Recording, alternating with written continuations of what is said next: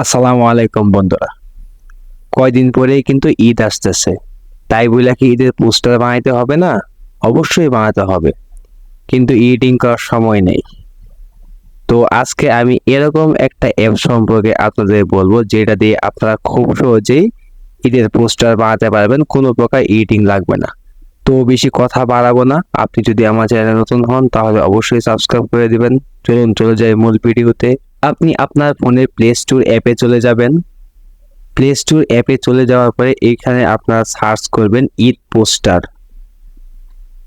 তো বন্ধুরা সার্চ করার পরে উপরে যে অ্যাপটি আসবে আপনারা এই অ্যাপটিকে এইখান থেকে ইনস্টল করে নেবেন। তো বন্ধুরা দেখে নেন অ্যাপটি কোনটা। তো ইনস্টল হওয়ার পরে আপনারা এটাকে ওপেন করে দিবেন। তো বন্ধুরা অ্যাপটি ওপেন হয়ে যাওয়ার পরে আপনারা এখানে তিনটি ক্যাটাগরি পেয়ে যাবেন।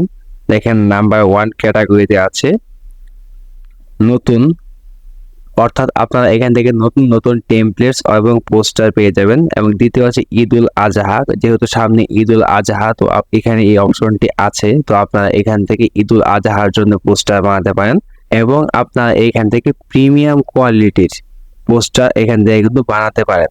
তো বন্ধুরা এইখানে দেখেন বিভিন্ন প্রকার পোস্টারের ডিজাইন দেওয়া আছে। আপনাদের যেটা পছন্দ হয় আপনারা এইখান থেকে এটাকে সিলেক্ট করে নেবেন। তো বন্ধুরা আমি এইখান থেকে একটি পোস্টার সিলেক্ট করে নিচ্ছি। তো দেখেন আমাকে এখান থেকে আনলক করতে বলছে এবং আনলক করার জন্য আমাকে এখান থেকে ছোট্ট একটি ভিডিও অ্যাড দেখা লাগবে। তো আমি অ্যাডটাকে দেখে নিচ্ছি। তো বন্ধুরা অ্যাড দেখা শেষ হয়ে গেলে এখান থেকে আমার পোস্টারের টেমপ্লেটটি আনলক হয়ে যাবে এবং আপনারা এটাকে ওপেন নাও ক্লিক করে ওপেন করে নেবেন। তো দেখেন এইখানে আপনাদেরকে ছবি অ্যাড করতে বলতেছে। তো আপনারা এইখান থেকে নিজেদের যে কোনো একটি ছবি আপনারা অ্যাড করে নেবেন, যে ছবিটা আপনি আপনার পোস্টারে ব্যবহার করতে চাচ্ছেন। তো এখান থেকে আমি আমার গ্যালারি থেকে আমার একটি ছবি সিলেক্ট করে দিচ্ছি। তো বন্ধুরা ছবিটিকে সিলেক্ট করে দেওয়ার পর এটাকে আমি টেনে একটু অ্যাডজাস্ট করে নিলাম। এখানে নিচের দিকে দেখাচ্ছে এখানে আপনার নাম লিখুন, এখানে আপনার পদবি এবং ঠিকানা এগুলো আপনারা এখান থেকে লিখে দিতে পারবেন। তো এখান থেকে আমি আমার চ্যানেলের নামটাই দিয়ে দিচ্ছি MS টিচ। আপনারা অবশ্যই সাবস্ক্রাইব করে নেবেন। তো বন্ধুরা আপনারা দেখেন এইখানে আমার যে নামটা এটা কিন্তু অ্যাড হয়ে গিয়েছে।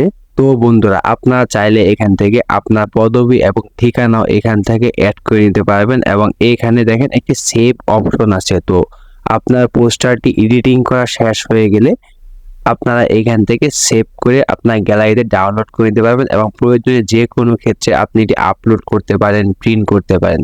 তো এইভাবে আপনারা কিন্তু খুব সহজে পোস্টার বানাতে পারেন। এই ক্ষেত্রে আপনার কোনো প্রকার এডিটিং এর কোনো ঝামেলা নেই। সর্বোচ্চ 2 থেকে 3 মিনিট লাগতে পারে আপনার একটা পোস্টার তৈরি করতে।